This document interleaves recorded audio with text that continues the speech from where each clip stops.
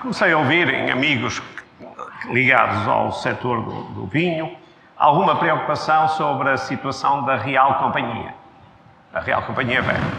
Porque perspectivava uma transição e então as pessoas diziam o Júnior, que era aqui o nosso convidado de hoje, é uma pessoa que está muito focada na enologia, parece ser um tipo muito bom.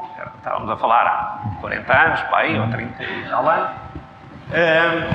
Mas será que vai ter unhas para uma empresa tão com a história, com as dificuldades que tinha na altura? E esse é o melhor elogio que se pode fazer ao nosso convidado de hoje. É que surpreendeu tudo e todos, não perdeu a mão para o resto. Aliás, despede-se agora recentemente com quase que aquilo que se poderia chamar a obra-prima de uma carreira. Vai continuar, como o outro dizia, por aí, mas fez da Real Companhia Velha uma empresa outra vez prestigiada, com respeito e com alguns aspectos em termos de desempenho do que ele vos vai falar que são muito relevantes. E, portanto, esta é a melhor homenagem que se pode fazer desde logo ao nosso convidado, é que ele surpreendeu tudo e todos esperavam que ele fosse capaz de fazer grandes vinhos, muitos tinham dúvidas que ele fosse capaz de aguentar uma grande nau e de fazer da grande nau um grande navio, como é hoje em dia a Real Companhia Velha. E por isso, muito obrigado e também, desde já, antecipadamente, os parabéns. Muito obrigado, professor. Muito obrigado, professor Alberto Castro. Obrigado pelo convite. É um gosto estar aqui convosco. Costuma-se dizer que na vida há uma primeira vez para tudo. É a primeira vez que vou falar sobre mim. Como devem imaginar, ao longo da minha carreira, já há 40 anos, já fiz muitas apresentações de vinhos, muitas apresentações sobre empresas, apresentações sobre o vinho do Porto, sobre o Douro, mas de facto nunca na vida tinha falado perante um auditório, uma plateia, sobre mim, pessoa, homem e gestor. Bom, tentando sintetizar, fiz um pequeno resumé, está um bocado romantizado, de forma a ser o mais sintético possível, é que lhes vou transmitir um pouco da minha experiência.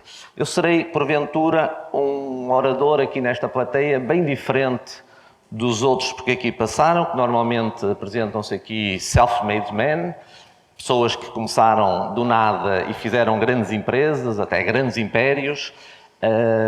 Não é o meu caso. O self-made man foi meu pai. Foi ele que construiu a empresa e dá-se uma particularidade pessoal grande, que vai ter uma grande influência na minha vida pessoal e profissional. É que entre mim e o meu pai havia um decalagem de idade muito grande. Ou seja, normalmente o meu pai era amigo do avô dos meus amigos. Faltava aqui uma geração. E isso vai ter uma influência muito grande, porque eu fui chamado muito precocemente a assumir responsabilidades. Comecei muito novo na empresa, com um estágio pré-universitário, ou seja, ia cursar enologia para a França, mas como fazia anos em outubro e as aulas começavam em setembro, com 17 anos não tinha idade para entrar na universidade e, portanto, tive um ano a marcar passo para poder entrar no ano seguinte. Aproveitei para melhorar o francês e aproveitei para fazer um estágio e começando a ocupar o meu tempo. Bom, foi por aí, estive 3 anos em França e dá-se o início da atividade. Ingresso na sala de provas, com esse fascínio pela enologia, por a parte produtiva, mas logo dou conta que era muito difícil implementar as ideias que tinha. A empresa era muito grande, era muito industrializada, as nossas adegas estavam feitas sobretudo para vinho do Porto e portanto, tinha dificuldade em desenvolver aquelas ideias. Bom, a diferença de idade teve a vantagem de me chamar precocemente, mas também tinha uma diferença geracional muito grande. Sendo meu pai uma pessoa com uma personalidade e um cariz muito forte, era muito fácil chocarmos de frente e entrarmos em conflitos geracionais e, portanto, fui aprendendo a ir contornando essas dificuldades, esses entendimentos, essas diferenças de visão, e fui-me dedicando nas diversas áreas da empresa, produção, até que começou a época de começar a viajar e começar a tomar conta de certos mercados. Bom, isso tem uma influência grande porque, na realidade, quando eu comecei a trabalhar na sede da empresa, trabalhavam 600 pessoas. Passado 10 anos, reduzi para 300. E, passado mais uns anos, metade de metade. E fomos andando assim. Hoje, na sede, trabalham 60 pessoas. De facto, era uma empresa, quando se diz uma empresa com muita história, uma empresa de vinhos com muita história, está meio caminho andado. É verdade e não é verdade. Ou seja, a moeda tem dois lados. Uma empresa com muita história fascina se ela estiver saudável, se ela tiver um produto atualizado. E, portanto, é maravilhoso visitar uma empresa que, inclusive, conserva as suas instalações antigas, quando sabemos que ela está saudável, quando ela é dinâmica, quando ela tem uma presença no mercado, quando o produto está atualizado, quando o produto é desejado pelo consumidor. E, portanto, entramos numa empresa dessa e vemos umas instalações antigas, antiquadas, por vezes sem nenhuma evolução, mas traz-nos uma memória viva e dizemos extraordinário como é que se consegue conservar uma empresa antiga atualizada. A mesma situação, se a empresa não estiver saudável, diz, não se souberam atualizar, está tudo decadente, novo, faltou aqui sangue novo, faltou visão, faltou adaptação ao mercado. Portanto, o mesmo cenário pode mudar completamente a percepção das pessoas. Portanto, falar de uma história de 267 anos é falar de uma coisa que numa empresa não é muito óbvio. As empresas, quando são feitas, não são feitas para durar 2 séculos. As empresas são feitas por atender a um momento, a uma ideia, a uma evolução. Poderá ter sucessões, poderá ter, e tem ciclos. As empresas normalmente têm ciclos. Quando se entra num crescimento, há a inércia do crescimento, a dinâmica do crescimento que nos leva a crescimento, mas normalmente, quando chegamos à crista da onda, as empresas têm tendência de envelhecer. É muito difícil ser uma Apple. Vamos ver quanto tempo é que a Apple vai durar, porque a Nokia já dominou o mercado e desapareceu. Em 5 anos, depois de atingir o pico, com mais 50% de mercado dos telemóveis, em 5 anos perdeu 90% do seu valor em bolsa. Isso dá que pensar. Um outro exemplo que eu gosto de olhar e de me inspirar é a Kodak. A Kodak inventou a fotografia e ao fim de 100 anos faliu, porque não se soube adaptar aos tempos. Bom, a Real Companhia Velha tem 267 anos, tem o seu passado majestático, os primeiros 100 anos como uma empresa monopolista, de cariz mercantil, privilegiada, com um pacto com a história, com o Estado e, portanto, tinha uma missão de sustentabilidade do comércio de vinho do Porto.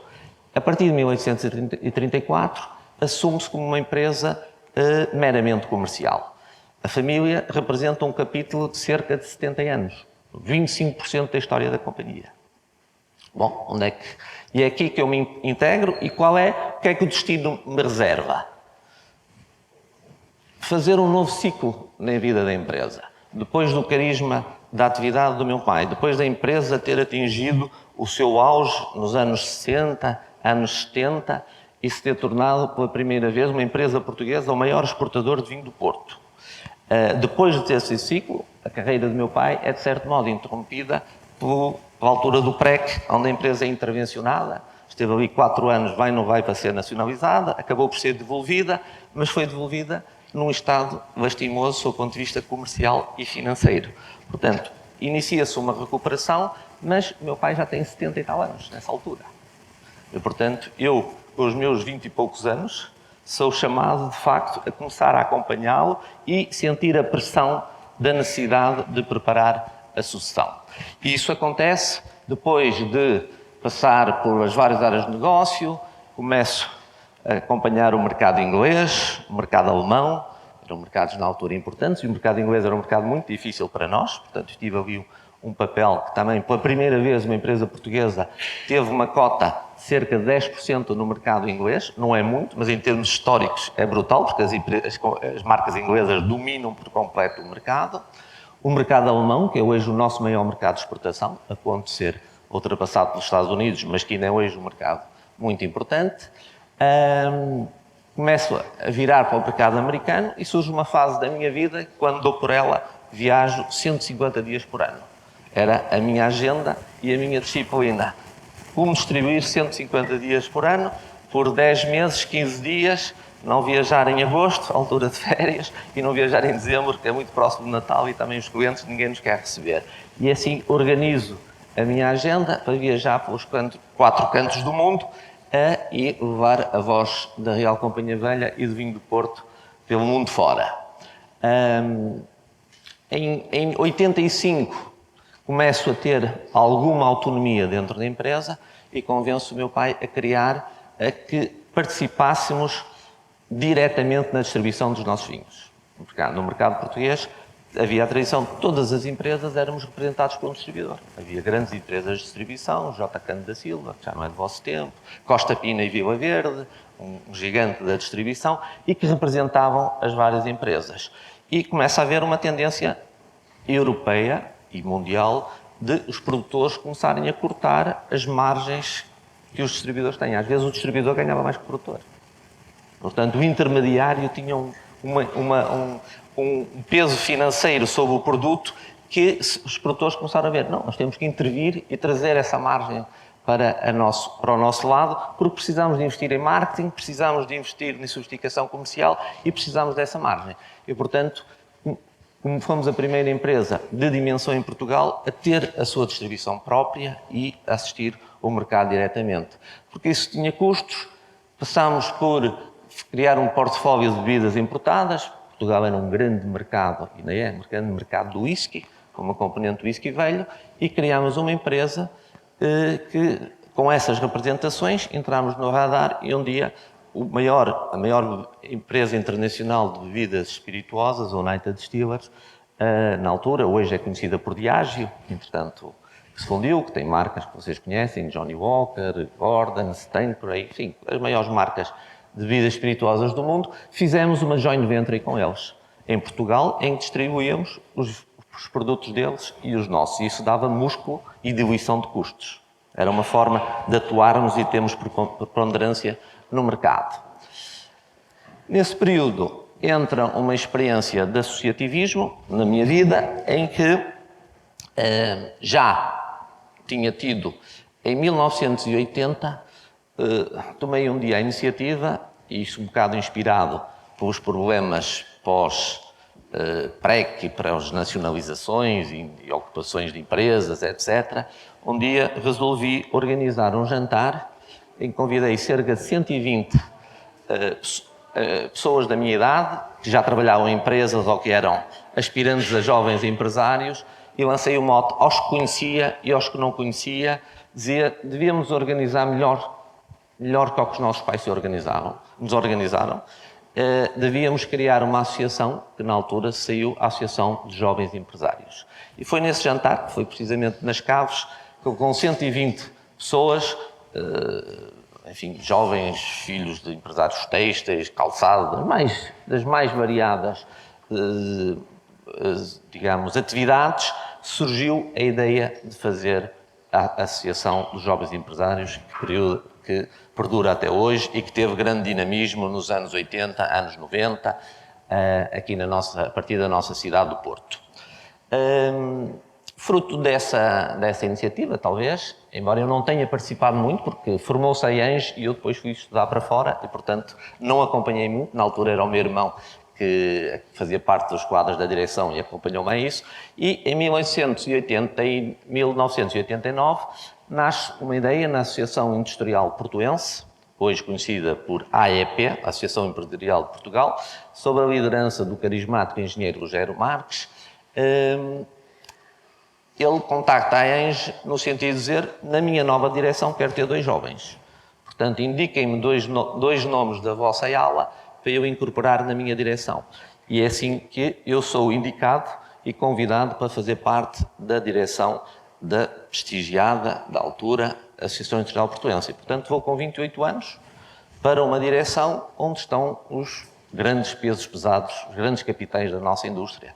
Américo Amorim, Álvaro Costa Leite e por aí fora. Tudo grandes empresários, Engenheiro Belmiro de Azevedo, no Conselho Geral, etc. Portanto, todos os grandes empresários. Eu chego com os meus 28 anos, com a minha experiência, um bocado ligeiramente mais velho que vocês, no meio de todo aquele ambiente em que foi também um aprendizado, ter a oportunidade de ouvir, discutir os problemas do país, discutir os problemas da indústria, discutir os problemas económicos e, sobretudo, ver também a visão desses homens que foram grandíssimos empresários.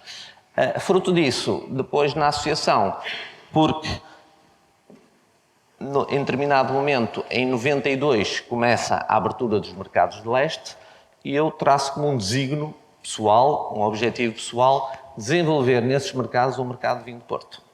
E, portanto, começo a viajar para o leste europeu, logo nessa altura, depois lá das revelações de veludo deles, da entrada da democracia na República Checa, na Hungria, na Polónia, na Rússia, e, portanto, materializaram-se acordos de distribuição, muito também graças às nossas relações com a United Distillers, porque tinha a marca Johnnie Walker, que estava em todo lado e era forte em todo lado, e, portanto, à boleia de Johnnie Walker, nós íamos entrando também nesses mercados e criaram-se, digamos, quase study cases de como desenvolver um mercado de raiz de vinho do Porto e criar um laço histórico. Ainda hoje, a República Checa é um mercado de referência na empresa, em termos de volume e de referência. A Hungria, mais pequenino, porque é uma economia mais pequena e é um grande produtor de vinho, também, portanto, não tem tanta apetência à importação. E também na Polónia, que está a ponto de se converter um dos nossos maiores mercados. Bom, tudo isto é experiência, tudo isto foi-me criando bagagem. Como eu dizia, eu assumo-me como um gestor, empreendedor, na medida que tive que empreender na liderança desta empresa e transformá-la, adequá-la aos novos tempos. A empresa tinha um património muito grande, sempre teve grande solvência patrimonial, mas, de facto, encarou um momento em que os nossos mercados tradicionais, e lá está, dos tais ciclos de vida das empresas, que normalmente 10 anos, 20 anos, a nossa vida muda, ou porque entra uma crise, ou porque há mudança de hábitos de consumo, ou porque há novas tendências de mercado, enfim, por qualquer coisa que seja, invariavelmente a nossa vida, 10 em 10 anos, vai mudando. E ao fim de um determinado ciclo, a empresa encontrava-se em mercados em que deixou de haver margem.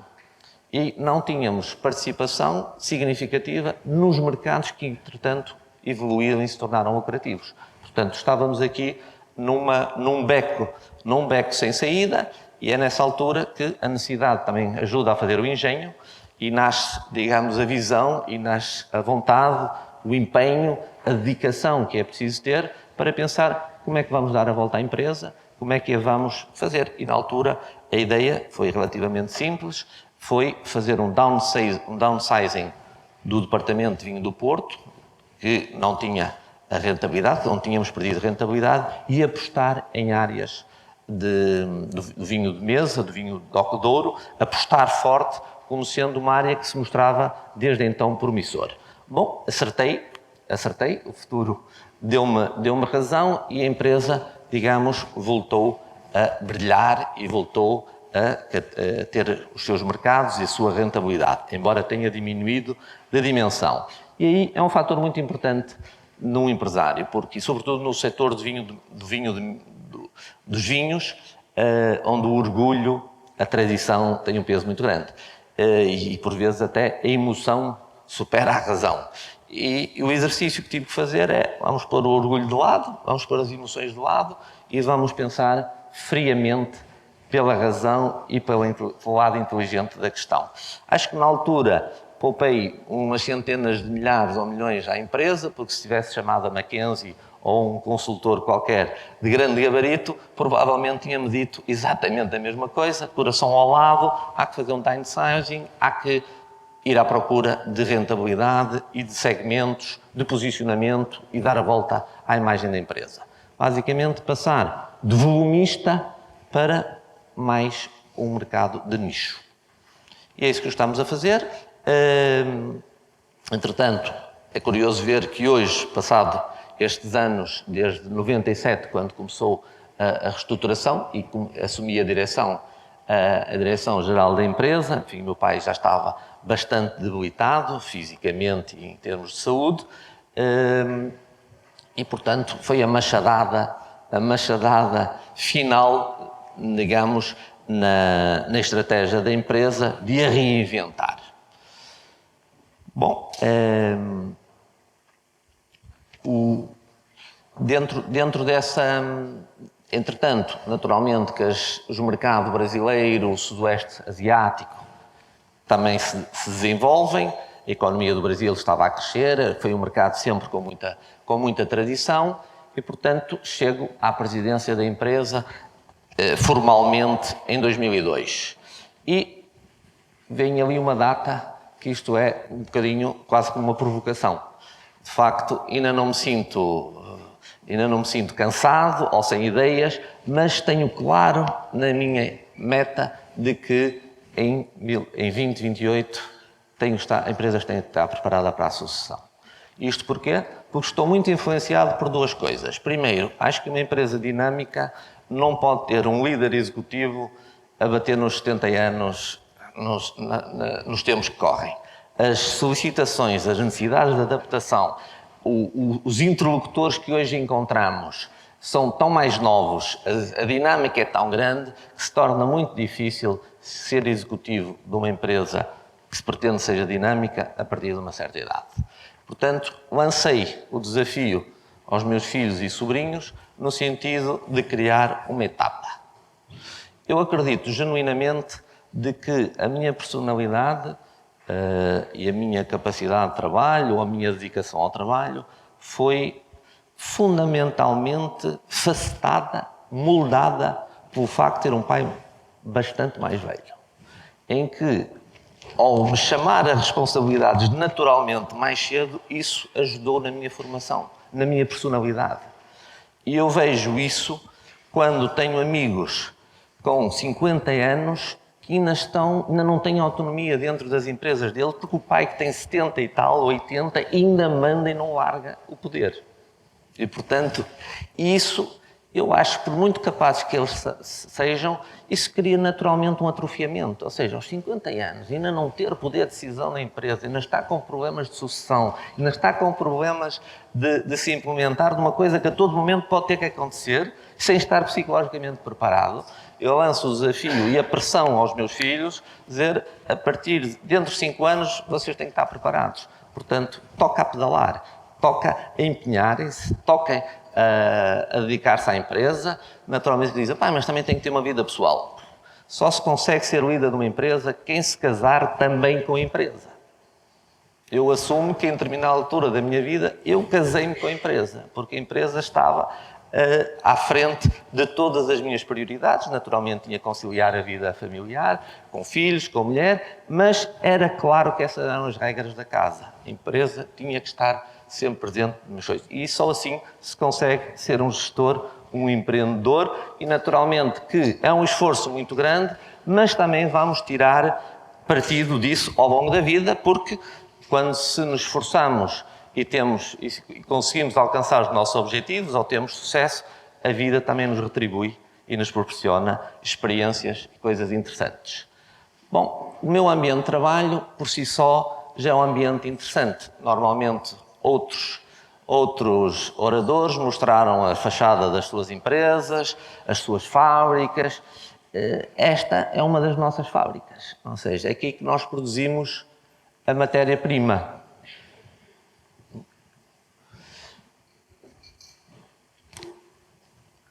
Portanto, é neste ambiente de natureza, é neste ambiente em que um negócio de vinhos tem esta vantagem. É muito fácil nós apaixonarmos pelo nosso métier, porque o nosso ambiente de trabalho é um ambiente de facto privilegiado. Isso induz-nos, naturalmente, que nos faz ter uma consciência muito grande com a natureza. Portanto, esta é outra das propriedades na empresa, a Quinta Cidró, que é uma marca muito bem sucedida, foram projetos, as quintas já existiam,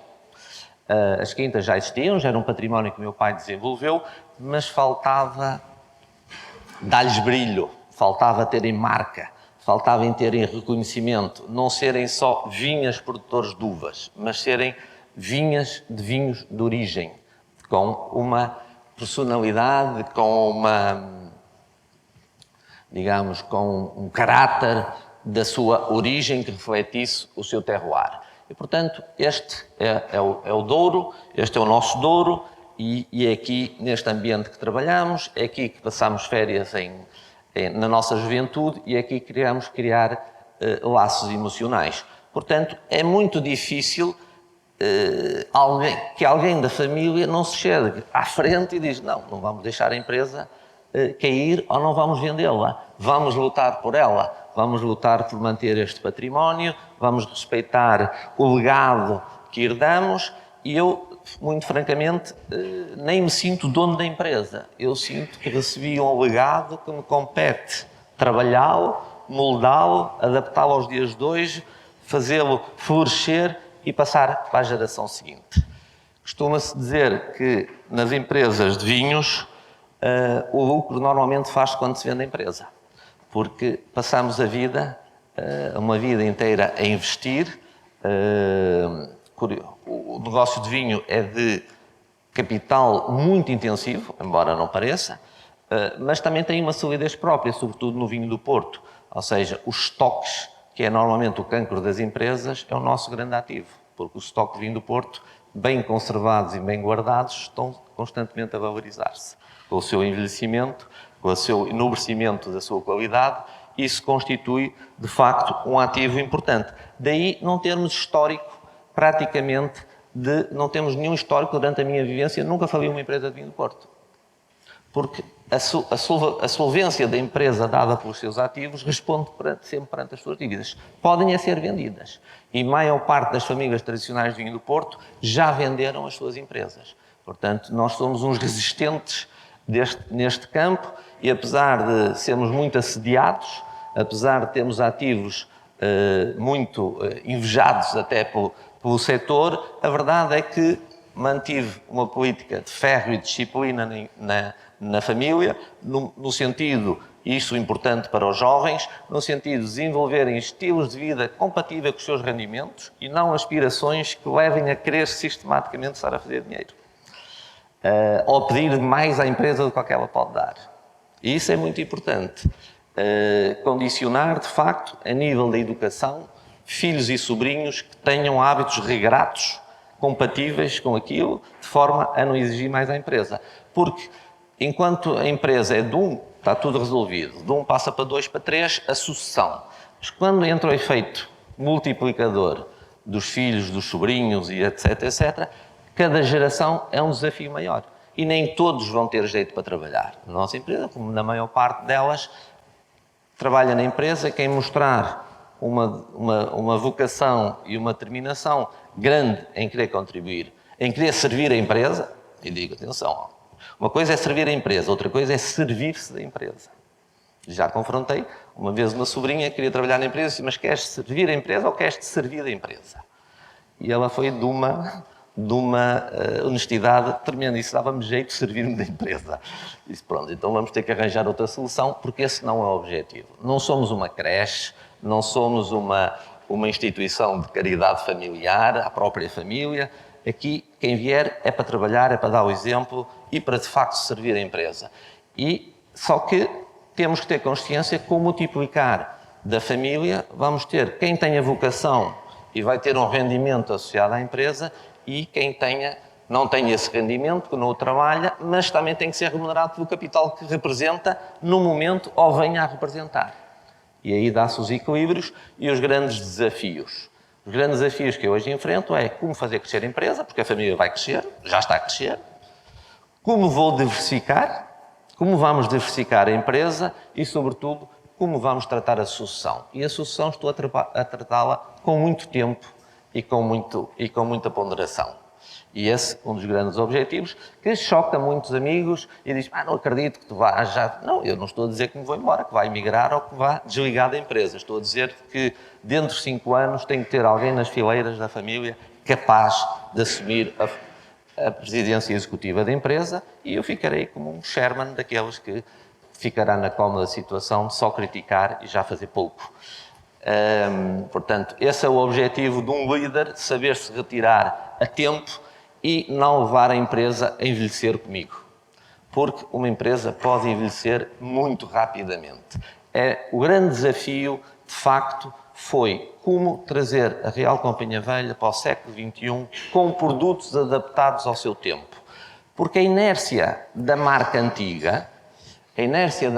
antiga é muito... Isto aqui passou automaticamente, eu vou aqui parar. Parar aqui. Pronto. Exatamente. Bom. Portanto, dessa diversificação passou aqui uns slides que tinham a ver com, para já, identificamos com uma diversificação possível, porque numa empresa, diversificar, e sobretudo numa empresa familiar, diversificar é sempre um grande desafio.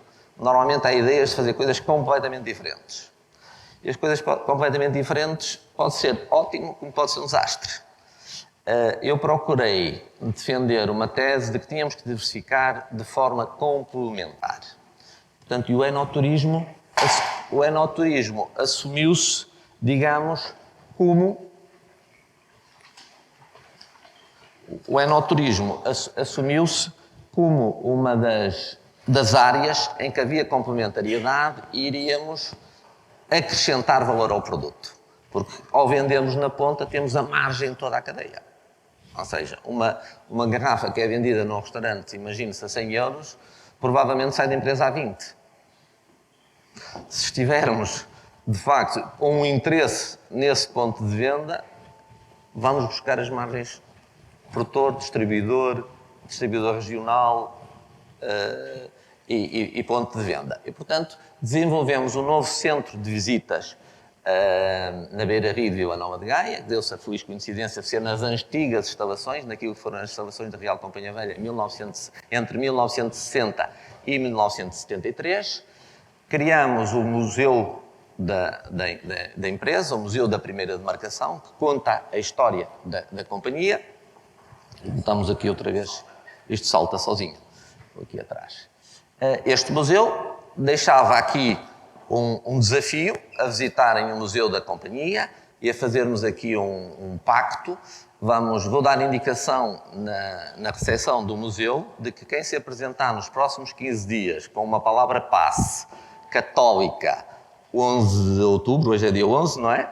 Tem entrada livre e uma prova de vinho do Porto. Portanto, se quiserem aproveitar, fica aqui o convite gratuito de conhecerem um pouco como contar a história da Real Companhia Velha, a história da primeira demarcação, num espaço que julgo que está harmonioso, agradável de ser visitado e é aliar cultura à gastronomia e ao vinho.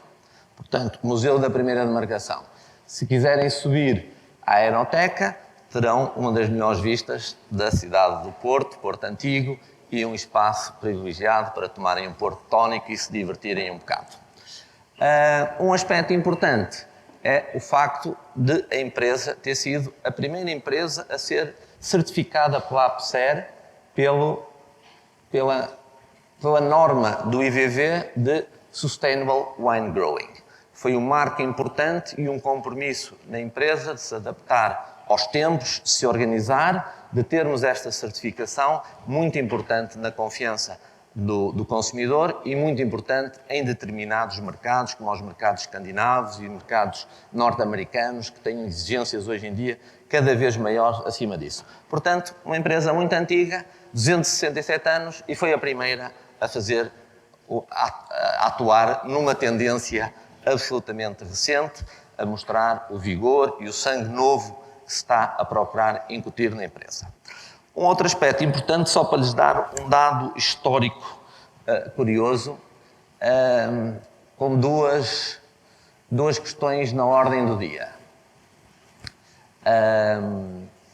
Uma, e que se prende a ver com a sustentabilidade, muito inspirador, é que a missão da empresa, que na altura, em 1756, foi formada pelos principais lavradores do Alto Douro e dos homens bons da cidade do Porto, chamava-se assim aos homens de negócios, aos empreendedores da época, a companhia a missão de sustentar a cultura das vinhas, conservar a sua produção delas na pureza natural, em benefício da lavoura, do comércio e saúde pública. Isto hoje chama-se preocupações com o ambiente e com o ecossistema.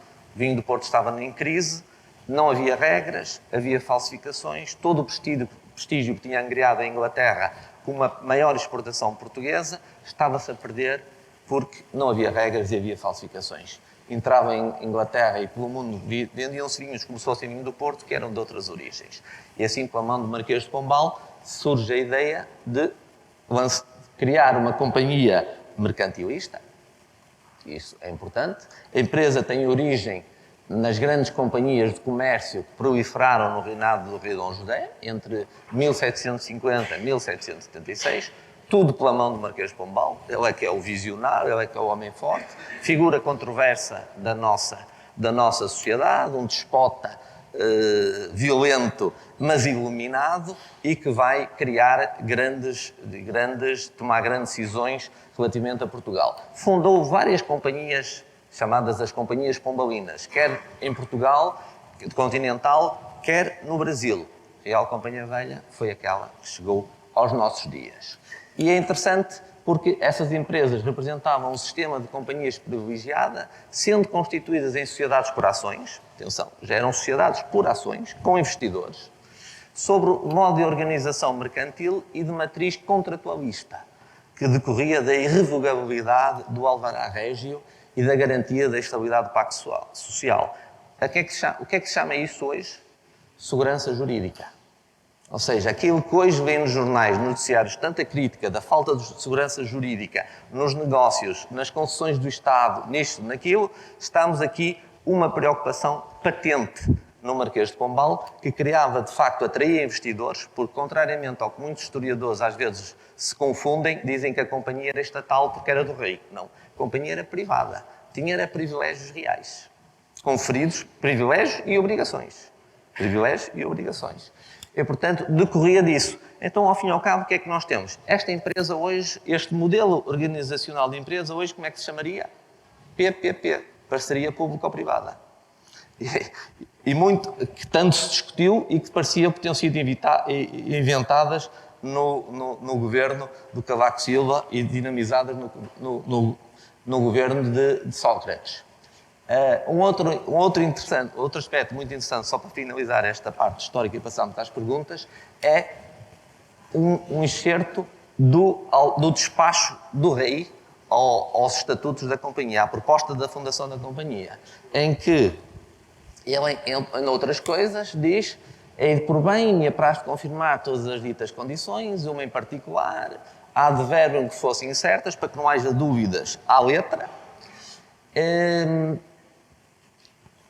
e que tudo isto é inviolável, portanto, a tal segurança jurídica. Mas o interessante aqui é que no meu real consentimento, para formarem uma companhia que, sustentando a cultura e tal, em benefício do comércio e da saúde dos meus vassalos, sem alguma despesa da minha fazenda.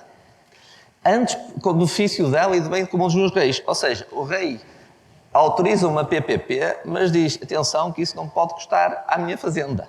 Tem que ter rentabilidade e o risco dos seus acionistas. Portanto, seria a PPP perfeita que hoje se reclama que foram mal feitas. Bom, um pequeno apontamento histórico e passamos ao vídeo.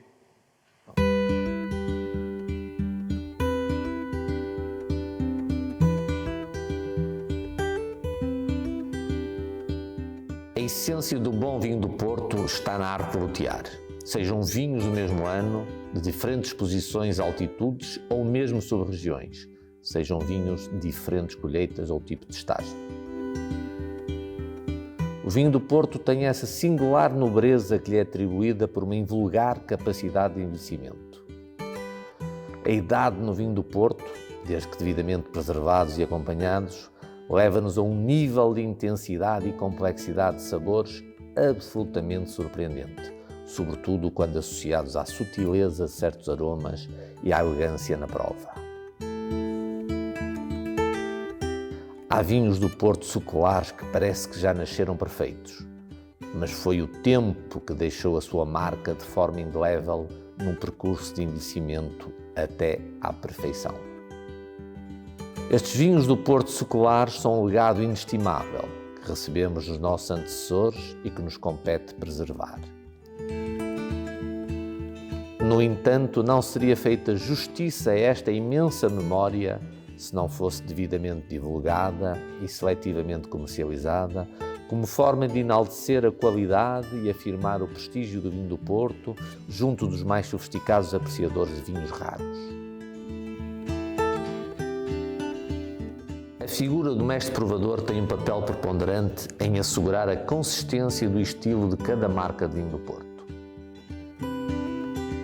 A minha experiência de prova começou exatamente há 43 anos, como aprendiz do nosso mestre provador da época, que durante 10 anos me transmitiu os seus vastos conhecimentos e a sua longuíssima experiência e que, naturalmente, muito influenciou a minha formação como provador. Da mesma forma, compete-me agora transmitir à nova geração esses mesmos conhecimentos e essa mesma experiência.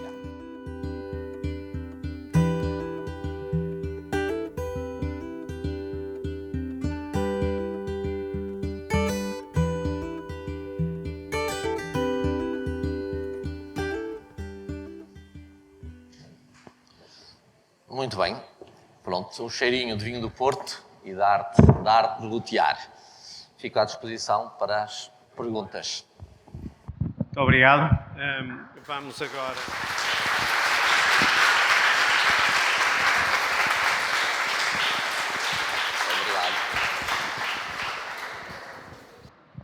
Vamos agora abrir aqui a parte das perguntas. Aquilo que nós verificamos foi que vocês estavam todos muito alinhados, as perguntas são todas centradas em 2 ou 3 tópicos, de modo que eu, quando escolho um, não quero dizer que seja a melhor pergunta, foi se calhar aquela que foi mais, que me saltou mais depressa aos olhos e não mais do que isso. E no geral as perguntas estão bem formuladas, portanto, desse ponto de vista, parabéns, fizeram alguma investigação sobre a empresa e as ocorrências. Eu vou começar por, de algum modo está ligada ao que acabamos de ouvir muito de perto, mas pede exemplos. Vou começar por pedir que o Ricardo Correia da Workshop 2, do Grupo 4, venha fazer a vossa pergunta. Desde já, bom dia. Bom dia. Então, a pergunta é: de que forma é que a Real Companhia Velha garante o equilíbrio entre a preservação da tradição familiar e a constante necessidade de inovação exigida pelo setor vinícola? E se conseguiria destacar alguns exemplos específicos de como a empresa se adapta à modernidade sem perder a sua identidade histórica? Muito obrigado. Há uma outra pergunta muito parecida que eu lerei por conveniência da expediente, que é da Workshop 3 do Grupo 1, que era suposto vir aqui a Ana Filipa Mendonça, mas como é que a gestão da Real Companhia Velha incorpora os valores e tradições familiares ao mesmo tempo que se adapta às procuras em constante mudança do mercado global de vinhos.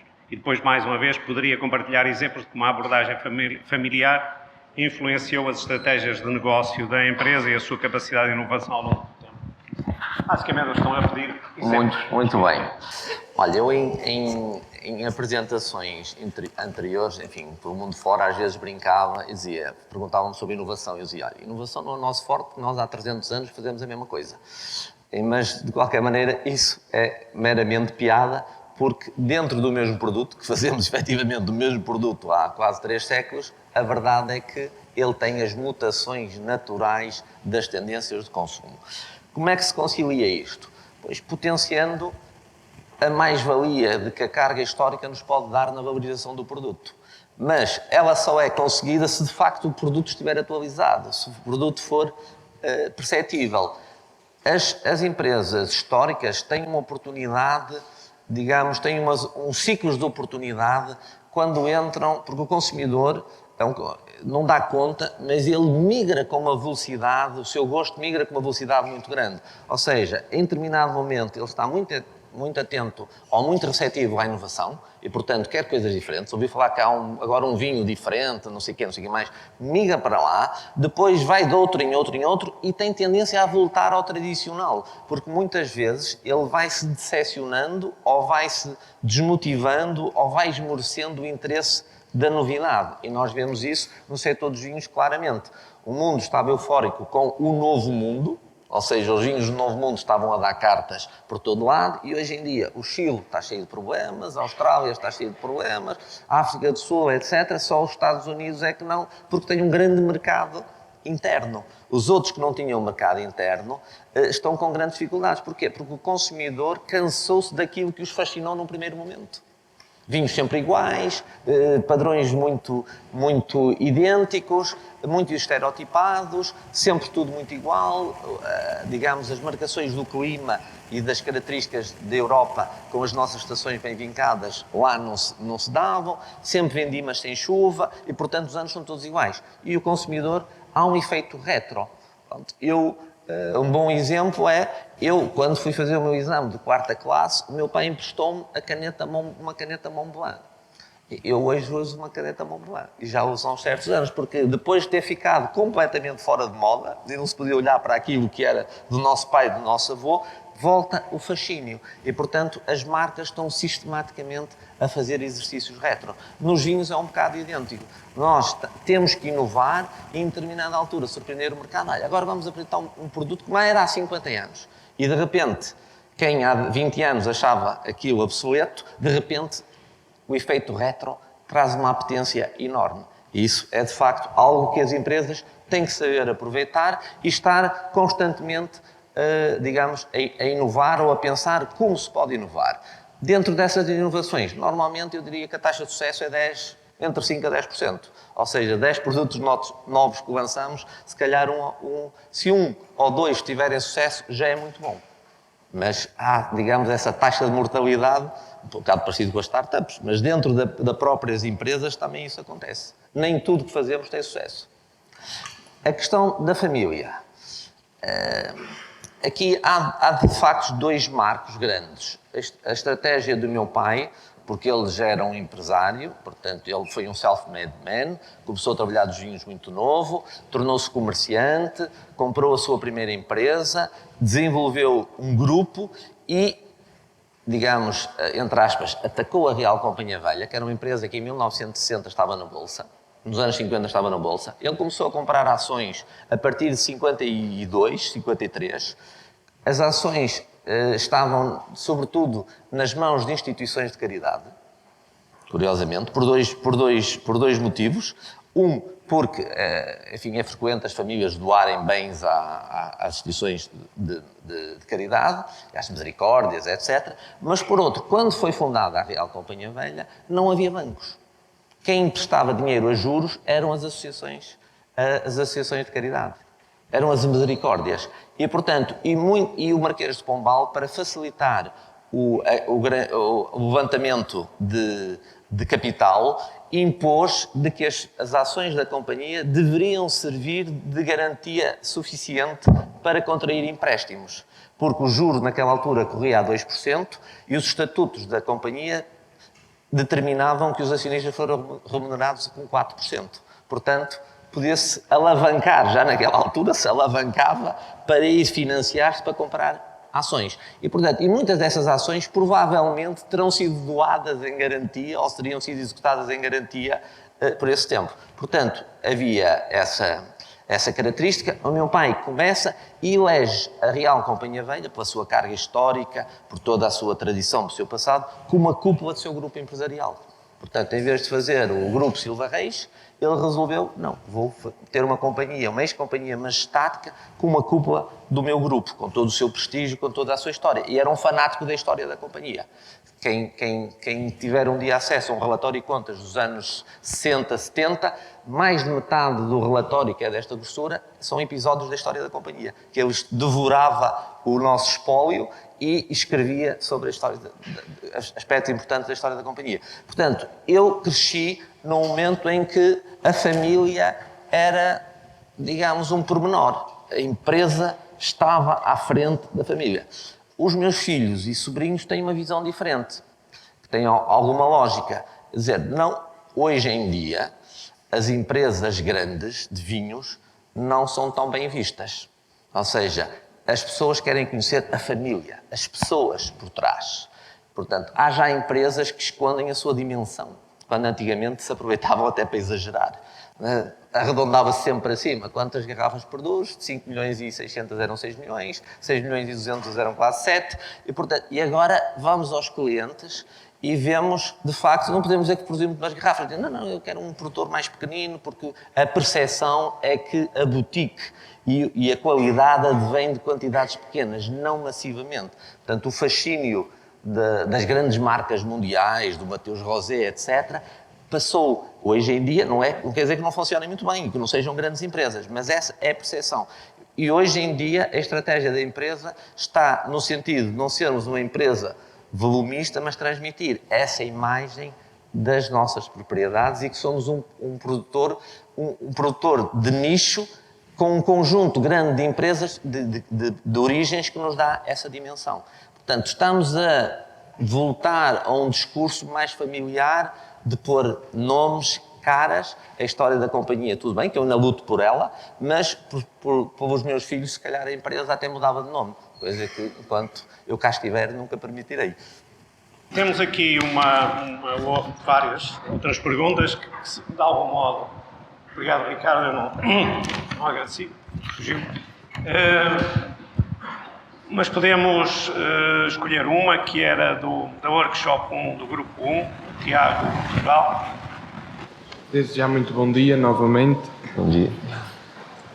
Então a pergunta é, de que forma é que a Real Companhia Velha, sendo uma empresa com uma longevidade impressionante, se está a ajustar às novas tendências no sentido da sustentabilidade ambiental e de que maneira o setor vitivinícola é afetado por estas, se é que é afetado?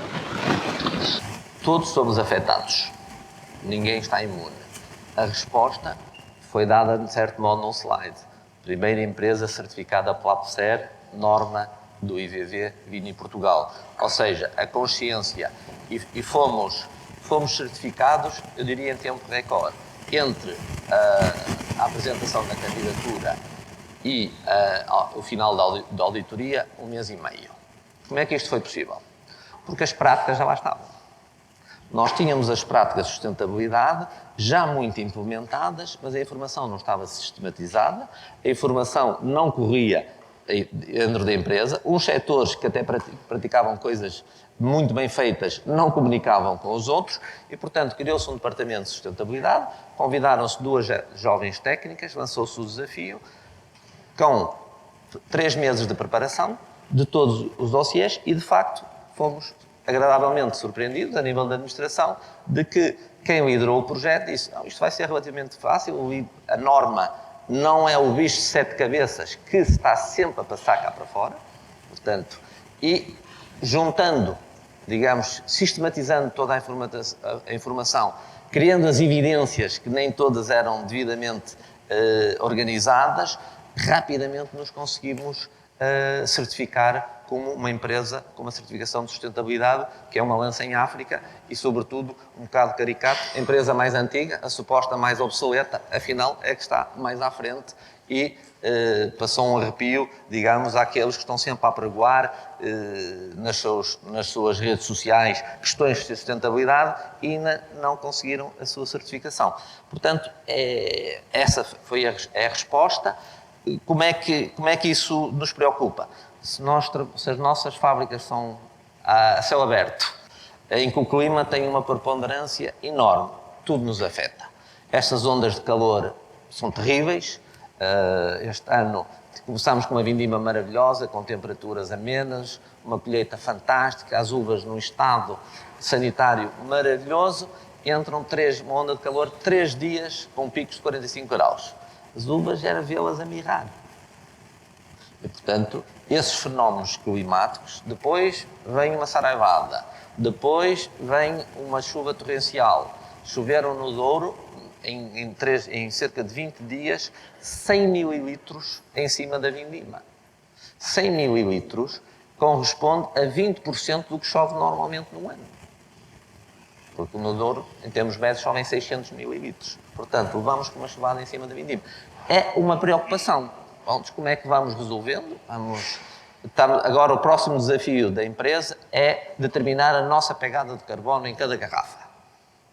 Constituímos uma task force e criar os nossos objetivos. Isso é muito importante pelo seguinte, porque de facto temos que transmitir ao consumidor essa confiança. O consumidor, a juventude está cada vez mais sensível a isso. Em breve vão chegar a uma loja e a roupa não tem o carimbo de sustentabilidade, não compram. Vão a um supermercado, o produto não tem essa história, não sei o que mais. Ou leio uma notícia que a empresa tem más práticas e tal e boicotam. E, portanto, as empresas têm que estar preparadas para acompanhar essa tendência. Portanto, eu diria, qual a importância? Total. Qual a resposta? Começamos bem.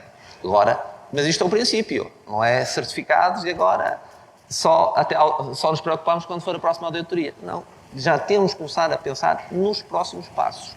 Até porque as normas, tendencialmente, vão continuar, a ficar mais complexas e a trazer novas problemáticas para serem respondidas. Por último, também as empresas que não tiverem um selo ou um certificado de sustentabilidade vão ter mais dificuldades em financiar-se em boas condições. Porque o próprio mercado financeiro, o sistema financeiro está-se a preparar para que os bancos estejam, benefícios para quem tiver uma prática sustentável e uma penalização para quem não a tiver. Portanto, por todas e mais algumas razões, sustentabilidade está na ordem do dia, é uma das nossas preocupações, como vamos proteger as nossas uvas, como vamos proteger as nossas vinhas, porque estas ondas de calor, ano passado ainda foi pior, ano passado tivemos um pico de 47 graus e meio no Pinhão, uma temperatura absolutamente insuportável, que cria um choque, um desequilíbrio nas plantas e temos uma mortandade de plantas brutal. Brutal. Fala-se de problemas de sustentabilidade, o Alentejo que estão a secar sobreiros, Ribatejo estão a secar oliveiras, aves supostamente que nunca morriam, e uma videira também por si, também era muito resistente, e temos uma mortandade muito grande de plantas, quer de vinhas, quer de outros tipos de plantas autóctones nas nossas marcas. Portanto, isso dá-nos que pensar e é uma preocupação de todos os dias como é que nós vamos passar este ciclo climático. É uma alteração climática permanente ou é cíclica? Só Deus sabe. Eu acredito que há aqui muita coisa cíclica. Agora, também é certo que não andamos a tratar bem o planeta e, portanto, que isso há de ter um preço. Destes incidentes, o que é que vem do preço ou o que é que vem do cíclico? Só o futuro dirá. Claro que vejo com muita apreensão quando me dizem há 2000 anos o clima não sei o que mais. Quem é que havia registro? Quem é que cá está para testemunhar de há 2000 anos, ou de 500 anos, ou de 300 anos? Normalmente são coisas de 100 anos. 100 anos em termos de clima e natureza não é muito. E, portanto, às vezes há aí uma certa,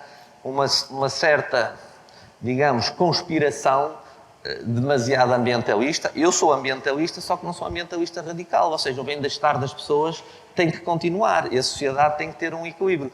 Cuidar, mas não vamos pensar que só resolvemos o problema do planeta se não produzirmos nada, se não poluirmos nada, se não fizermos nada. Isso também não é uma solução. Dentro de uma postura responsável, temos que continuar a progredir e temos, por exemplo, um desafio muito grande. Hoje em dia, os mercados querem vinhos pouco graduados. Também é uma questão cíclica. Quando eu comecei a trabalhar, um vinho forte, um vinho maduro, tinha 12 graus. O vinho 13 graus já era uma coisa assim fora do comum. Nas vindimas, normalmente 11 graus, 11,5, por aí. Entretanto, estas alterações climáticas, de facto, sejam elas cíclicas, seja lá o que for, conduziram-nos que hoje, dificilmente no Douro, conseguimos produzir vinhos com menos de 14, 15 graus. Obrigou a repensar tudo. Obrigou a forma de conduzir a vinha, obrigou a forma de alterar as datas das vindimas, obrigou-nos a repensar as castas, de castas mais tardias, não tão precoces, enfim, todo um ajustamento para conseguirmos produzir vinhos, por exemplo, de qualidade com 11 graus. Quando, aqui há uns anos, um vinho com 11 graus não era um vinho com qualidade. Seria muito próximo dos vinhos verdes, na ótica de vinhos de envelhecimento. E hoje debatemos com esse desafio de responder às necessidades, por exemplo, do mercado jovem, que está a começar, que consome vinho desde muito jovem, mas que quer beber tranquilamente e saborear um bom vinho e ficar a beber enquanto cozinha, enquanto socializa, e não é beber um copo de um vinho de 15 graus e ficar logo atordoada. Ou seja, quer poder beber meia garrafa e ficar, digamos, perfeitamente consciente e sem ficar alterada pelo álcool. Também é outra preocupação.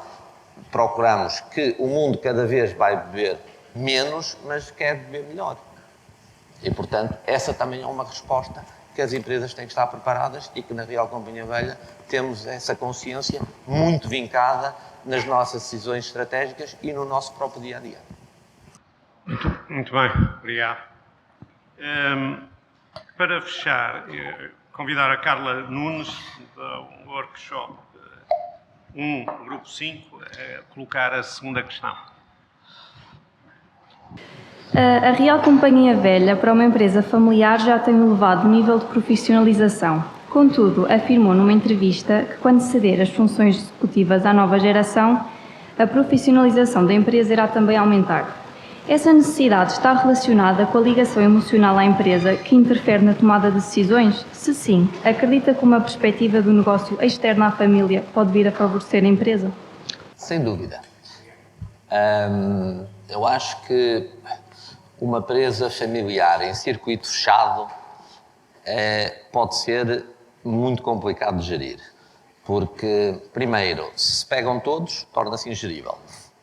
Portanto, conflituosidades familiares torna a empresa ingerível. Segundo, se estiverem todos muito sintonizados da mesma forma, se derem demasiado bem e pensarem todos muito da mesma maneira, fecha a visão global. E quando temos quadros capazes na empresa que sejam capazes de afirmar o que é que os outros pensam e o que é que fora da emoção, do lado emocional da família se pensa, eu acho que isso valoriza a qualidade da gestão da empresa. Portanto, a minha perspectiva, tal como disse na entrevista, sim senhor, gostaria muito que o futuro CEO da empresa fosse um sobrinho ou um filho, mas não excluo a hipótese, se nenhum se quiser casar com a empresa em tempo útil, de que tenha que ir ao mercado buscar um CEO competente até que alguém da família se resolva empenhar e dedicar à empresa de forma a merecer o lugar e poder servi-la.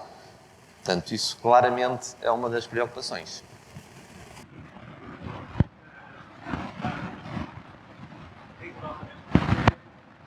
Minutos depois, haveria aqui mais algumas perguntas. Como lhes disse, acho que as perguntas revelam que leram as entrevistas, fizeram alguma investigação e, portanto, os grupos que se deram ao trabalho de apresentar perguntas, ou de nos enviar as perguntas, serão todos pontuados da mesma maneira, quer tenham sido aqui chamados, quer não tenham sido aqui chamados. Portanto, esse é o ponto. No restante, eu acho que foi excelente, respondeu rigorosamente ao que nós entendemos nestas sessões, chegaram a saber mais sobre uma empresa, a história dela, neste caso com muita história, e viram que até foi-se lá atrás ao Marquês de Pombal e ao Édito de Constituição, e como é que havia lá algumas preocupações que, ao fim e ao cabo, apareceram, são cíclicas, ao fim e ao cabo. E depois, esta transição, haveria aqui mais alguns aspectos. Valeria certamente a pena esmiuçar, alguns de vocês queriam saber como é que se comparava a transição do seu pai para si e agora daquela que veio a seguir, mas isso ficará para outras núpcias, para outros momentos. Vocês acompanharão e, entretanto, não se esqueçam que, ainda não sei se ainda se lembram qual é a password para irem... Exatamente, relembro. Católica, 11 de outubro. Muito bem. E, portanto, Pedro, muito obrigado por esta brilhante colaboração.